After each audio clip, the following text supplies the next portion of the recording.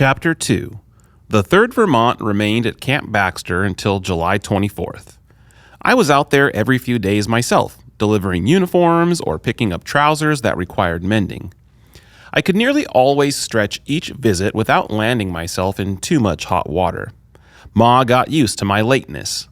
Generally, she just nodded and pointed to the cutting table. "They still drilling?" James sometimes asked. "Mostly," I whispered. "They're shooting some now. Just targets, though. No Rebs handy." When there wasn't too much work waiting for me at the shop, I would sit around with Cal Stebbins, swapping opinions on the war. "You afraid, Cal?" I asked him one day when we were alone. "Afraid?" he asked, stomping his foot down hard on the rocky ground. "Only thing I'm scared of is that the fellows already down there will chase the Rebs home before the 3rd gets its chance to fight." Julian wasn't half so boastful. "I listen to the officers, and I look over the regiment," he told me that same afternoon. "Between measles and idlers, I don't count us more than 500 strong. A regiment ought to muster in at 1,000 men."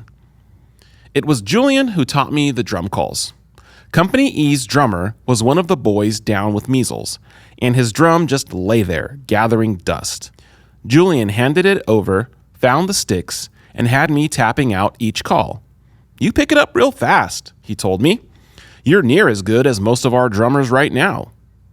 "Ma's got an ear for music," I explained. "She sings in the church choir, and she's always encouraged us boys. My brother James plays a fiddle. Well, if you ever get tired of patching trousers, you go and talk with the colonel. Armies can always use a spare musician or two." For just a second, I considered it, but I knew Ma would march into camp and drag me home like a wayward pup. There I was, 11 years old now and creeping up on 5 feet tall. To her, though, I was still a half pint. Word of the big battle at Bull Run reached St. Johnsbury the day before the 3rd left town. The Rebs had turned back General McDowell's loyal regiments at a little stream in northern Virginia. It had started out like a Sunday social, with congressmen, senators, and fine ladies all sitting on a hill to watch the sport. By the time it was over, those folks were scrambling back to Washington on foot, and the Union Army was shaken, shattered, and thoroughly disheartened. A fair number on both sides had been shot, and hundreds of Mr. Lincoln's soldiers were now captive. "We're headed south, to Baltimore," Julian told me that next morning. He had come to the shop to give Ma a pair of drawings as payment for her work on his trousers. "You watch out for those Rebs," I warned. "Let the men lead the charges," Ma urged. "You hold back, Julian. Grow older." "Musicians have to spur the men onward," Julian said, puffing himself up as tall as possible. "Don't worry, though. There's not all that much of me to shoot at." I cracked a smile, but Ma frowned. She was pure maple opposed to boys joining the army, and Julian standing there in his neat gray tunic and trousers reminded her that James and I weren't much younger. The whole town gathered near the depot and watched the 3rd march to the waiting rail cars.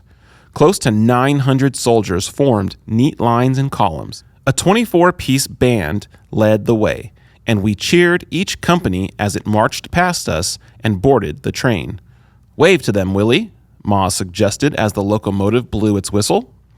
I raised my hand, but I couldn't manage much enthusiasm. The windows were filled with gray caps and dour faces, but you couldn't make out anybody in particular. There were too many wives, and mothers, and brothers, and sisters between us and the train. "It's a sad thing leaving your home," Pa observed that night as we sat down at the dinner table. "I wish those boys well. A part of me goes with them." I knew he was remembering the day he said goodbye to his family and set sail for America. He never spoke much about that, but his eyes betrayed his sadness. "Just children, most of them," Ma grumbled, "too young to fight a war." "They're doing what they consider best," James argued. "I know 3 or 4 of them. They judge it better they should go than their fathers." "Some fathers and sons both are going," I pointed out. "Jerry Bishop and his pa are serving with Cal Stebbins in Company D." "Jerry's hardly 17, Ma objected. What can Jeremiah be thinking?" "There are boys even younger going to beat the drum or play the fife," I reminded her. I know, she said, bowing her head and holding her hands out to each side. We'll pray for them tonight. We had the habit of linking hands around the dinner table while Ma or Pa said a prayer, and we did it like always that night. There was a difference, though. Usually the prayer asked a blessing on the food, on our house, and on each of us Johnstons.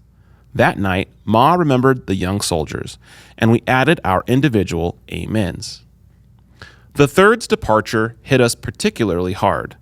Not just our hearts, either. With the soldiers gone, we were back to patching torn trousers and altering hand-me-downs. With so many men gone off to fight, lots of women tried to support themselves by sewing. Work became scarce. Ma found it hard to match the prices asked by some of the farm women, and on top of that, prices on everything from milk and flour to needles and thread soared. Pa had whole boxes of brass buttons and no uniforms to sew them onto.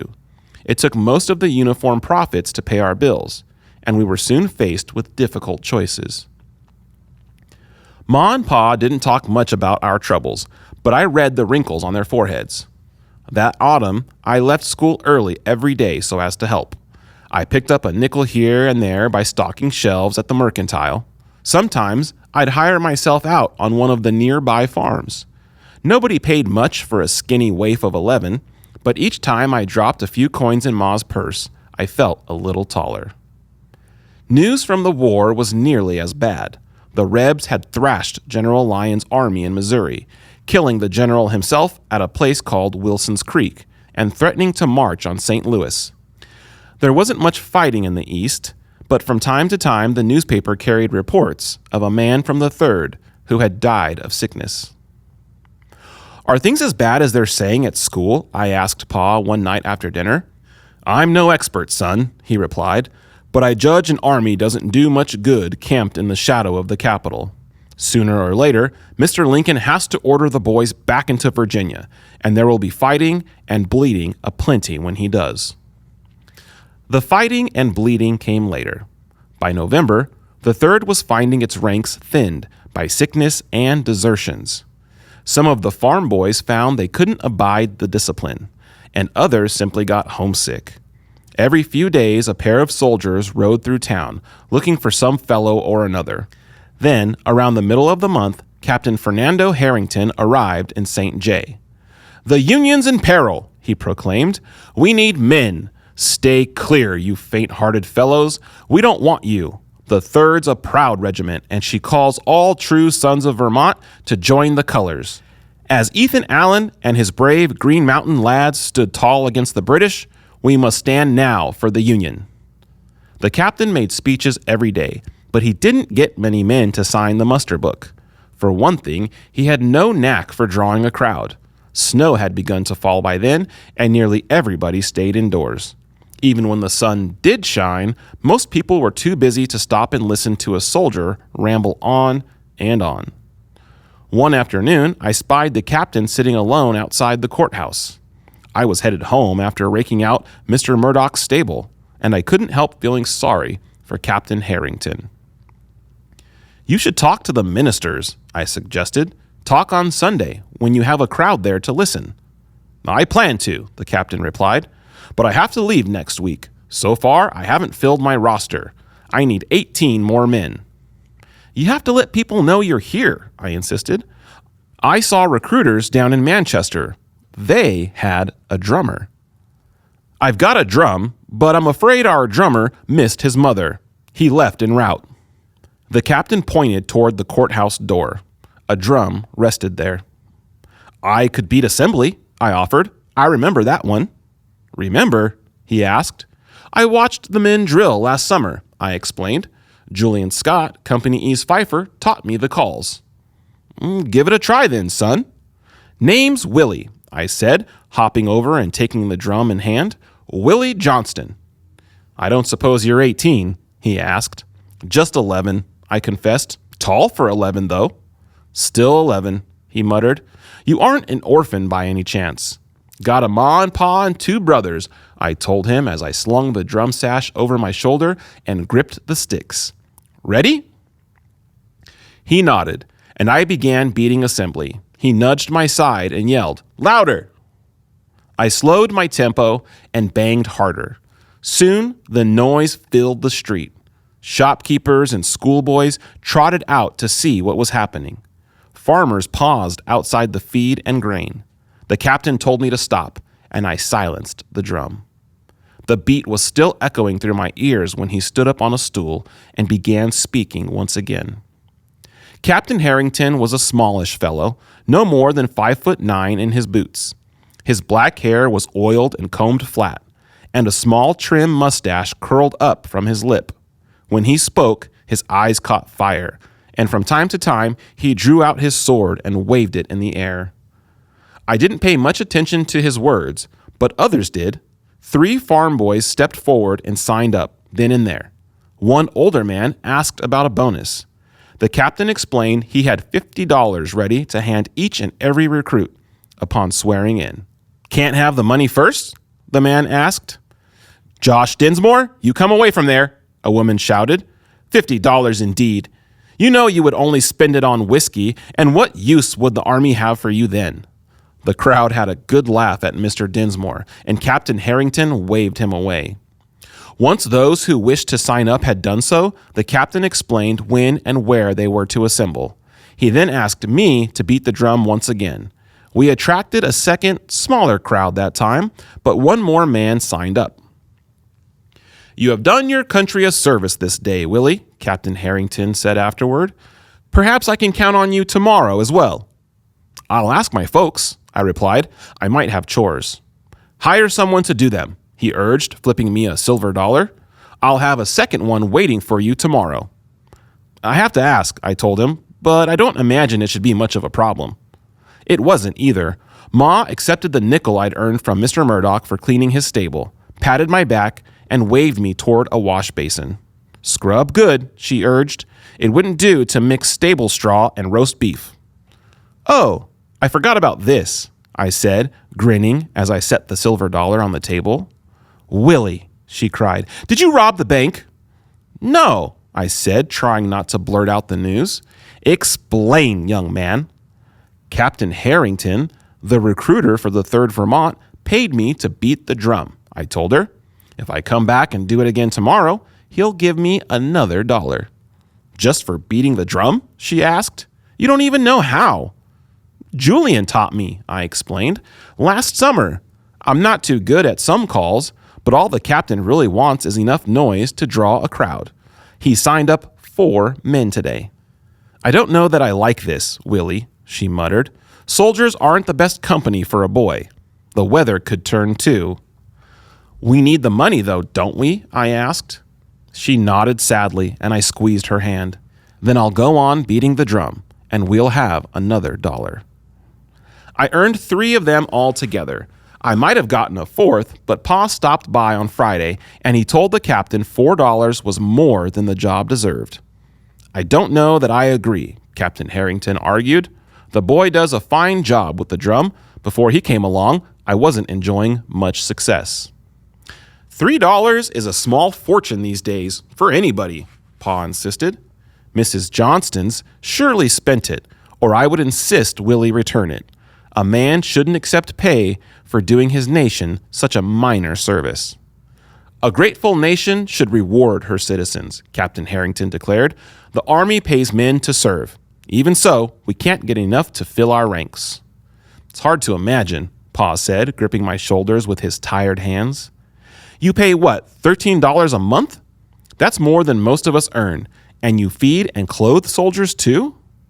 "We're paying a $50 bounty now as well," the captain added.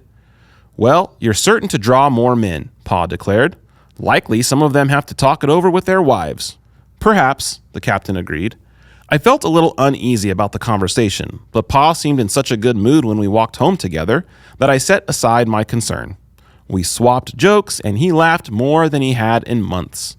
Then, that night after dinner, I heard him talking with Ma in a deep, somber voice. "There's nothing else to do," he told her. "It's my duty." So that was it. Pa had decided to join up. I know that it had troubled him for some time that the others were fighting. The war was going poorly, too. Even so, he might have stayed out of the Army if business had been better.